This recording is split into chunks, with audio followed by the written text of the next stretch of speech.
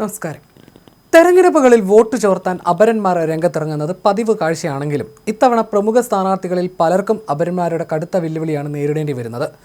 മന്ത്രി Muhammad Riyas, PV Anwar, G Sudhakaran തുടങ്ങിയ പ്രമുഖരെല്ലാം ഇത്തവണ അപരഭീഷണി നേരിടുന്നുണ്ട്. മന്ത്രി മുഹമ്മദ് റിയാസിനെതിരെ 2 അപരന്മാരാണ് പത്രിക സമർപ്പിച്ചിരിക്കുന്നത്. UDF സ്ഥാനാർത്ഥി PV അൻവറിനെതിരെ 4 അപരന്മാരുണ്ട്. അൻവറിന്റെ പേരിനോട് സാമ്യമുള്ളവർ പത്രിക നൽകിയതോടെ കടുത്ത മത്സരം നടക്കുന്ന മണ്ഡലത്തിൽ അത് വലിയ വെല്ലുവിളിയാകും. കഴിഞ്ഞ തെരഞ്ഞെടുപ്പിലും റിയാസിനെതിരെ അപരന്മാർ രംഗത്തെത്തിയിരുന്നു. 3 അപരന്മാരുണ്ടായിട്ടും റിയാസ് 28,747 വോട്ടിനാണ് മുമ്പ് ജയിച്ചത്. സംസ്ഥാനത്ത് തന്നെ ഏറ്റവും ശ്രദ്ധേയമായ മത്സരം നടക്കുന്ന മഞ്ചേശ്വരം മണ്ഡലത്തിലും സ്ഥാനാർത്ഥിമാരുടെ പേരിനെ ചുറ്റിപ്പറ്റിയുള്ള വിവാദം കൊടുമ്പിരി കൊള്ളുകയാണ്. മണ്ഡലത്തിൽ SDPI പ്രഖ്യാപിച്ച സ്ഥാനാർത്ഥിയുടെ പേരിലാണ് വിവാദം. UDF സ്ഥാനാർത്ഥി AKM അഷ്റഫിന്റെ പേരിന് സാമ്യമുള്ള അഷ്റഫ് KMനെയാണ് SDPI കളത്തിലിറക്കിയിരിക്കുന്നത്. മണ്ഡലത്തിൽ BJP സ്ഥാനാർത്ഥിയായ K സുരേന്ദ്രന് ഒരു അപരനുമാണുള്ളത്. SDPI സ്ഥാനാർത്ഥിയായി പ്രഖ്യാപിച്ച അഷ്റഫ് KM സംഘടനാ സാമൂഹ്യ മേഖലകളിൽ അഷ്റഫ് ബഡാജെ എന്നാണ് അറിയപ്പെടുന്നത്. ഈ പേര് ഒഴിവാക്കി അഷ്റഫ് KM എന്ന പേരിലാണ് ഇപ്പോൾ പ്രചാരണം. രേഖകളിലുള്ള യഥാർത്ഥ പേര് തന്നെയാണ് താൻ ഉപയോഗിക്കുന്നതെന്നാണ് അഷ്റഫിന്റെ വാദം. SDPIയുടെ കാസർഗോഡ് ജില്ലാ കൗൺസിൽ അംഗമാണ് അഷ്റഫ് ബഡാജെ. ഈ പേര് ഒഴിവാക്കി അഷ്റഫ് KM എന്ന പേരിൽ മത്സരിക്കാൻ ഇറങ്ങുന്നതിൽ ദുരൂഹതയുണ്ടെന്ന് മുസ്ലിം ലീഗ് ആരോപിക്കുന്നു. അതേസമയം BJP വിരുദ്ധ വോട്ടുകൾ UDFനും LDFനും SDPIക്കുമായി ഭിന്നിക്കുന്നത് തങ്ങൾക്ക് അനുകൂലമാകുമെന്നാണ് BJPയുടെ കണക്കൂട്ടൽ. ഭൂരിപക്ഷ വോട്ടുകളുടെ പൂർണ്ണമായ ഏകീകരണത്തിനാണ് ഇത്തവണ BJP ശ്രമിക്കുന്നത്. BJP വിരുദ്ധ വോട്ടുകൾ വിഭജിക്കുകയും മറ്റു വോട്ടുകൾ ഏകീകരിക്കാനുമായാൽ അട്ടിമറി സാധ്യതയുണ്ടാകുമെന്നാണ് BJPയുടെ കണക്കൂട്ടൽ.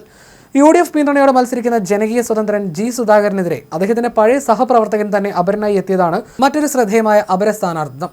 പാതിരപ്പള്ളി സ്വദേശിയായ VK സുധാകരനാണ് പത്രിക നൽകിയത്. VS അച്യുതാനന്ദൻ പക്ഷക്കാരനായ VK സുധാകരൻ മുൻപ് പാതിരപ്പള്ളി ലോക്കൽ കമ്മിറ്റി സെക്രട്ടറി ആയിരുന്നു. വിഭാഗീയതയുടെ കാലത്ത് VSനൊപ്പം നിന്നതിന്റെ പേരിൽ സ്ഥാനത്ത് നിന്ന് പുറത്താക്കപ്പെട്ട ഇദ്ദേഹം പിന്നീട് ചെത്തുതൊഴിലാളി യൂണിയനിൽ സജീവമായിരുന്നു. UDF സ്വതന്ത്ര സ്ഥാനാർത്ഥിയായ PK ശശിക്കെതിരെ അതേ പേരിൽ തന്നെയുള്ള അപരൻ പത്രിക നൽകി.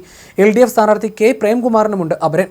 K പ്രേമദാസൻ എന്ന പേരിലാണ് ഇവിടെ ഒരാൾ പത്രിക സമർപ്പിച്ചത്. UDF സ്ഥാനാർത്ഥി തോമസ് ഉണ്ണിയാടന് വെല്ലുവിളിയായി പേരിനോട് സാമ്യമുള്ള തോമസ് AA ഇരിങ്ങാലക്കുടയിൽ പത്രിക നൽകിയിട്ടുണ്ട്. വട്ടിയൂർക്കാവിൽ K പ്രശാന്താണ് അപരൻ.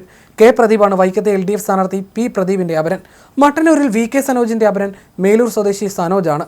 അഴീക്കോട് UDF സ്ഥാനാർത്ഥി കരീം ചേലേരിക്ക് 2 അപരന്മാരുണ്ട്. ഇടത് സ്ഥാനാർത്ഥി KV സുമേഷിന് അപരനായി K സുമേഷ് കുമാർ രംഗത്ത് വന്നു. പേരാവൂരിൽ സണ്ണി ജോസഫിനും KK ശൈലജയ്ക്കും അപരന്മാരുണ്ട്. മുഹമ്മദ് റിയാസിന് 2 അപരന്മാർ. ഇന്ന് വൈകിട്ട് 3-നായിരുന്നു പത്രികാ സമർപ്പണം പൂർത്തിയായത്. പ്രമുഖരായ സ്ഥാനാർത്ഥികളിൽ പലർക്കും തലവേദന സൃഷ്ടിച്ചുകൊണ്ട് അപരന്മാരും കളത്തിലിറങ്ങിയേക്കും. സണ്ണി ജോസഫിന് 2ഉം ശൈലജയ്ക്ക് 1 അപരനുമാണുള്ളത്. ധർമ്മടത്ത് M വിജയൻ എന്ന പേരിൽ സ്വതന്ത്രൻ മത്സരിക്കും. വടകരയിലെ UDF സ്ഥാനാർത്ഥിക്ക് 2 അപരന്മാർ. ഒറ്റപ്പാലത്ത് UDF സ്വതന്ത്രൻ PK Sasi, കൊയിലാണ്ടിയിൽ Praveen Kumar, Parakkal Abdulla, Fathima Thahliya, Najeeb Kanthapuram, PK Nawaz എന്നിങ്ങനെ നിരവധി പ്രമുഖരെയും അപരശല്യം വലയ്ക്കുന്നുണ്ട്. കൂടാതെ പേരാമ്പ്രയിൽ TP രാമകൃഷ്ണന്റെ പേരിലും പൊന്നാനിയിൽ MK സക്കീറിന്റെ പേരിലും അപരന്മാർ പത്രിക സമർപ്പിച്ചിട്ടുണ്ട്. സ്ഥാനാർത്ഥികളുടെ പേരിനോടുള്ള സാമ്യം വോട്ടർമാരിൽ ആശയക്കുഴപ്പമുണ്ടാക്കാൻ ബോധപൂർവ്വം ഉപയോഗിക്കുന്ന തന്ത്രമാണിത്. പലപ്പോഴും വിജയപരാജയങ്ങൾ നിശ്ചയിക്കുന്ന കുറഞ്ഞ വോട്ടുകൾ ഇത്തരം അപരന്മാർ പിടിച്ചെടുക്കാറുണ്ട്. അതിനാൽ വോട്ടർമാർക്ക് തങ്ങളുടെ ചിഹ്നവും ബാലറ്റിലെ സ്ഥാനവും കൃത്യമായി മനസ്സിലാക്കി കൊടുക്കാൻ എല്ലാ രാഷ്ട്രീയ പാർട്ടികളും വലിയ പരിശ്രമം തന്നെ നടത്തേണ്ടി വരും. നിയമസഭാ തെരഞ്ഞെടുപ്പിന് നാമനിർദ്ദേശ പത്രിക നൽകാനുള്ള സമയപരിധി ഇന്നാണ് അവസാനിച്ചത്. 140 മണ്ഡലങ്ങളിലായി ഇതുവരെ 1269 പത്രികകളാണ് സമർപ്പിച്ചിരിക്കുന്നത്. നാളെയാണ് സൂക്ഷ്മ പരിശോധന. 26 വരെ പത്രിക പിൻവലിക്കാം. അതോടെ ഈ സംസ്ഥാന തെരഞ്ഞെടുപ്പിന്റെ അന്തിമ ചിത്രം തെളിയും. ഇത്തവണ പത്രിക സമർപ്പിക്കാനുള്ള സമയം തീരെ കുറവായിരുന്നു.